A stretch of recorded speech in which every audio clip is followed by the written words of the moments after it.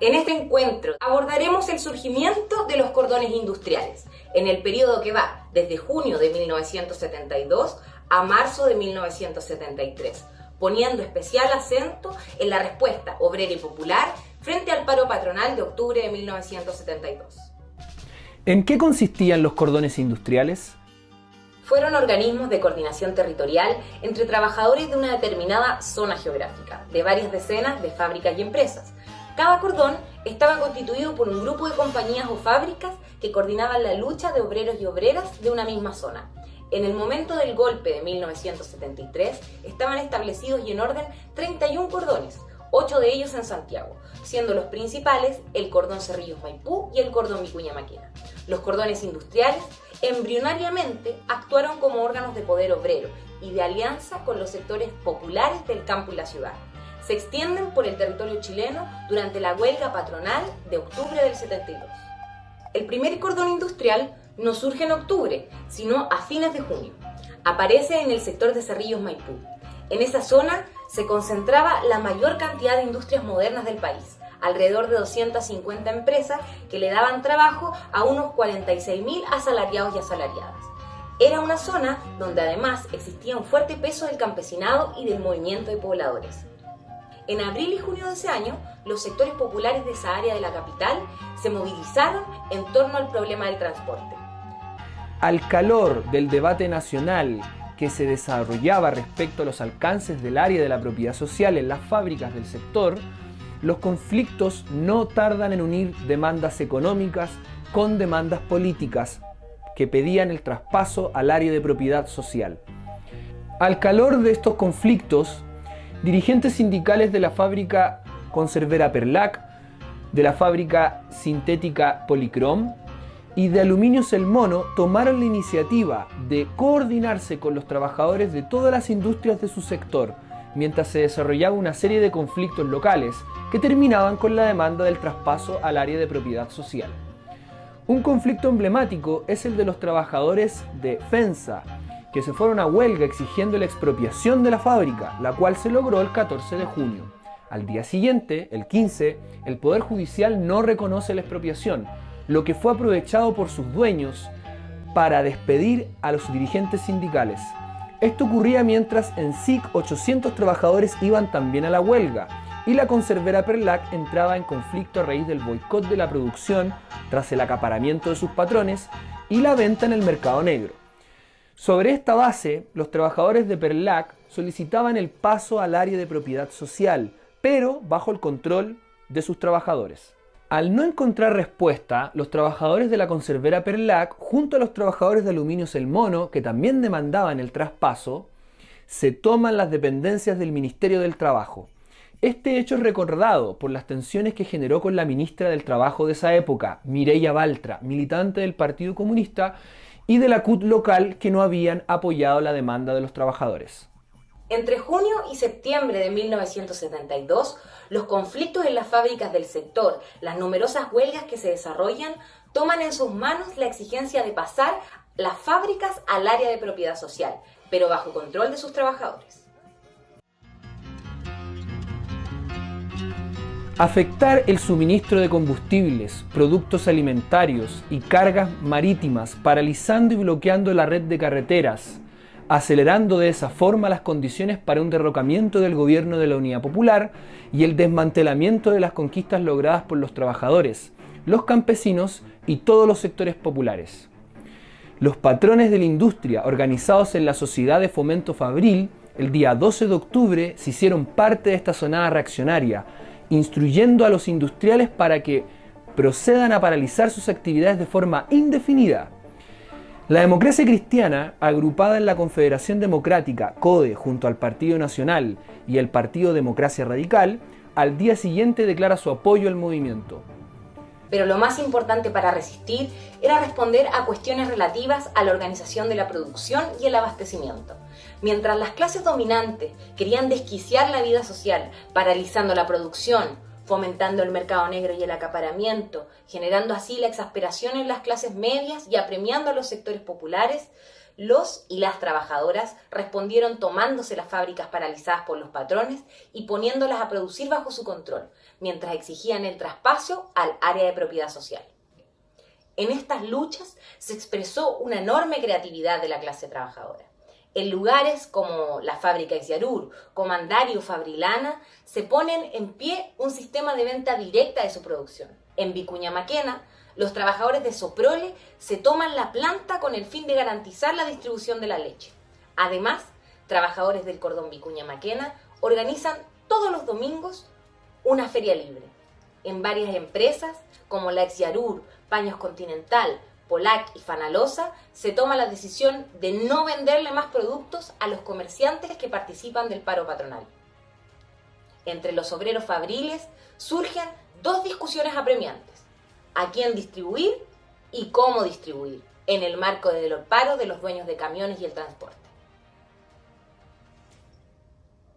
Porque el enemigo que tenemos al frente, la derecha, son muy poderosos y están muy bien organizados. ¿Por qué nosotros no tenemos que estar organizados? ¿Y por qué nosotros no vamos a aprovechar todo el grupo de masa que somos los trabajadores? Los trabajadores somos más y los patrones son menos. Es fácil derrotarlo, pero hay que estar organizados y unidos. En el sector de San Joaquín, las empresas reclamaron que había falta de materias primas e iniciaron acciones para autoabastecerse. Todos los cordones aumentan en actividad durante los días del paro. Organizan marchas después del horario de trabajo que terminan en el centro de Santiago, con columnas de todos los sectores que se disponían a enfrentar el paro de los patrones. También los trabajadores de los cordones se coordinaron con los sindicatos ferroviarios y de transportistas independientes. Entre cordón y cordón se estableció un sistema de trueques que recorría toda la capital. Los trabajadores de Luquetti, parte del cordón Vicuña Maquena, discuten en asamblea cómo abastecerse de trigo. Llevan adelante un plan de abastecimiento directo con organizaciones campesinas y sindicatos portuarios. Los cordones industriales, desde sus inicios, desarrollaron sus propios mecanismos de difusión de información, su prensa independiente. Se forma un almacén popular que entregaba canastas populares a todas las familias, saltándose a los intermediarios. La población Nueva La Habana participará luego de las reuniones del cordón Vicuña Maquena. De esa manera, los trabajadores de los cordones industriales, continuando el camino de los trabajadores de Cerrillos Maipú, van demostrando su capacidad de generar alianza con otros sectores populares.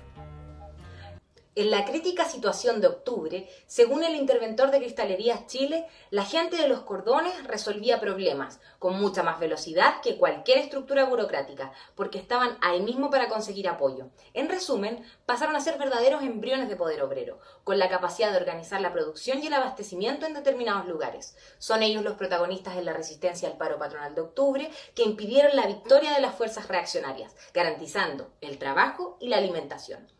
Hacia el 23 de octubre ya se siente el cansancio de la patronal.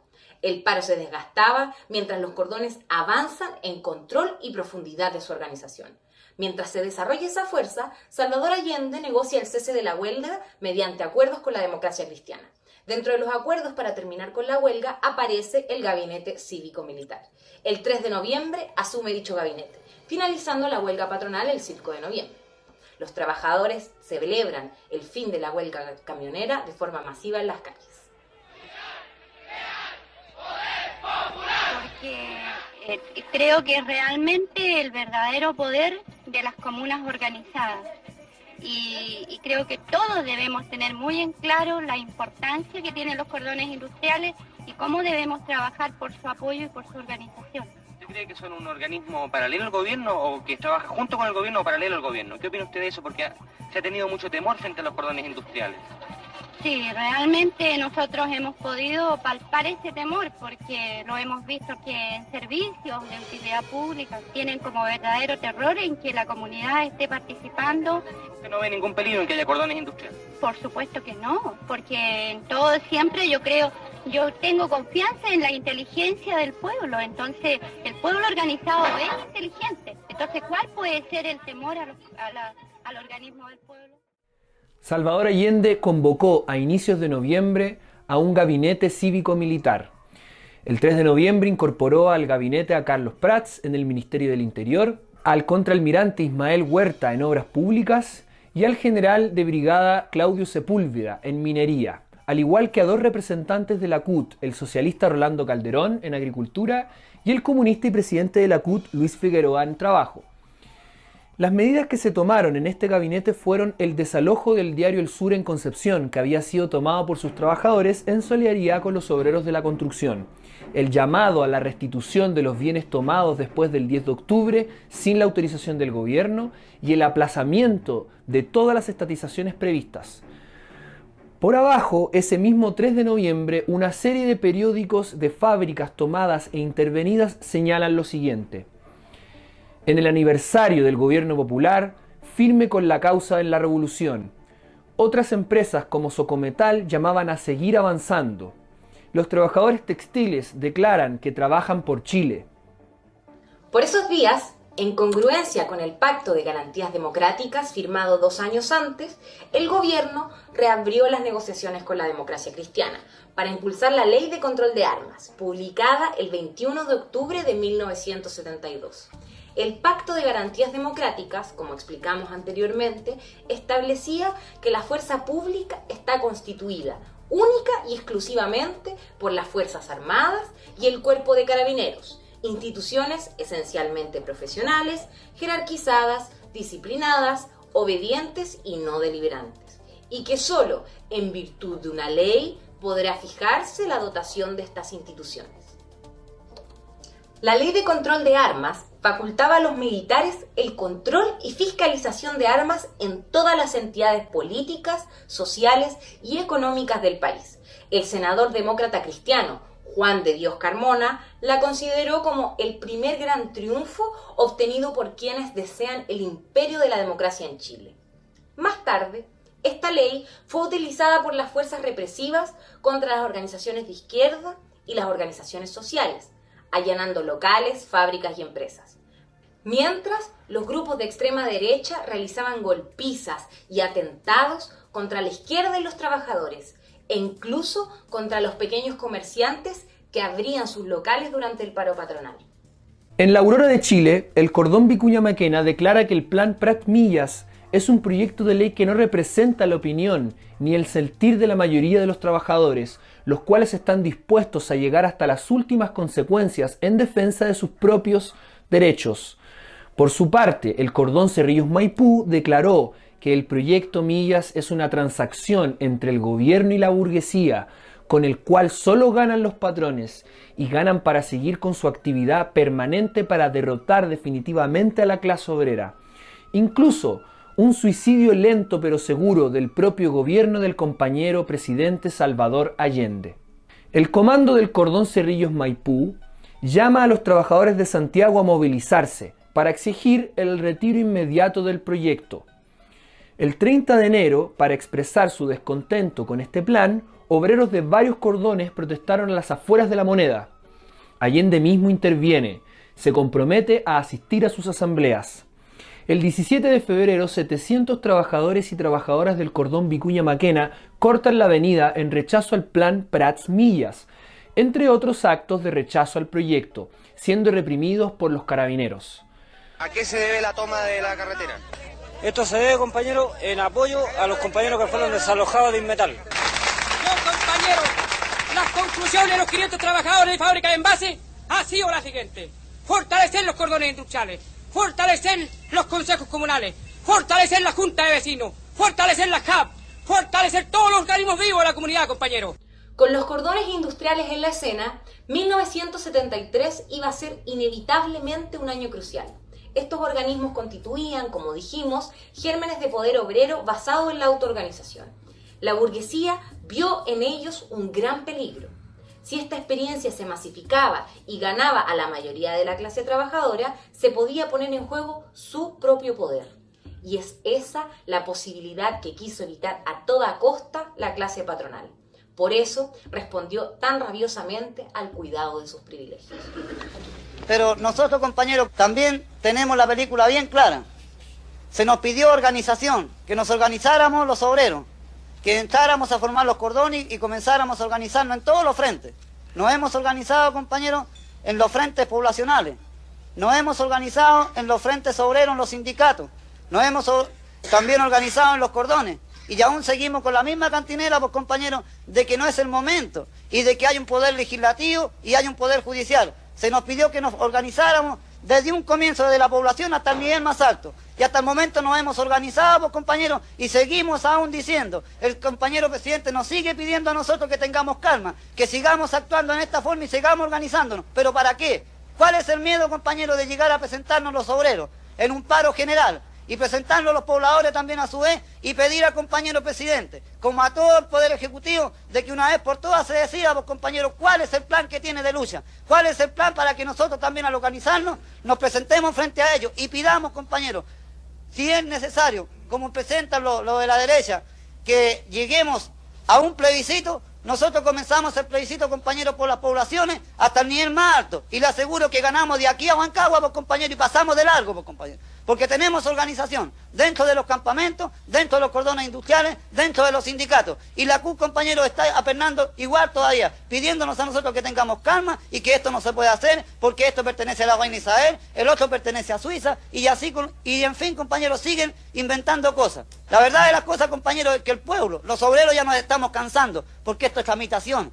Y estamos luchando contra la burocracia y dentro de nosotros mismos, dentro de nuestra propia defensa, de nuestros propios sindicatos, dentro de nuestro propio poder, compañero, como es el CUB, sigue aún la burocracia, pues, compañero. ¿Hasta cuándo? Yo quiero que consultarle a usted, compañero, ¿no tiene usted confianza en el poder popular, compañero?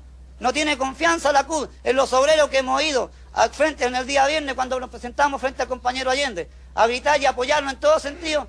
¿No tiene confianza el presidente en las organizaciones que nos ha hecho formar? ¿No tiene confianza, compañeros, los diputados apernados que están arriba y que no quieren hacer nada, compañeros? ¿No tienen confianza los senadores, compañeros, que en vez de alegar una causa que nosotros, los obreros, lo hemos puesto para que aleguen, para que luchen por nosotros, cuando se levantan los señores de la derecha, lo único que hacen es levantarse el asiento y mandarse a cambiar, pues, compañeros?